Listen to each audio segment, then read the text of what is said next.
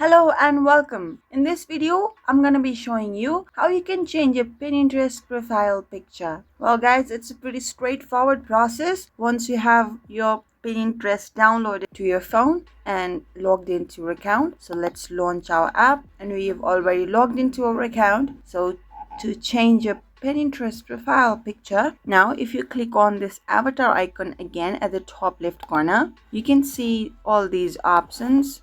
In order to change a profile picture, just click on view profile. Now click on edit profile, and there we have an option to edit our profile picture too. So let's select it, update profile picture, and select any one of these.